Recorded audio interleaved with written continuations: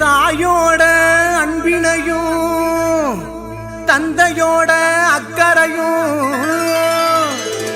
சேர்ந்ததொரு பந்தமடா, அது தாய் மாமே சொந்தமடா.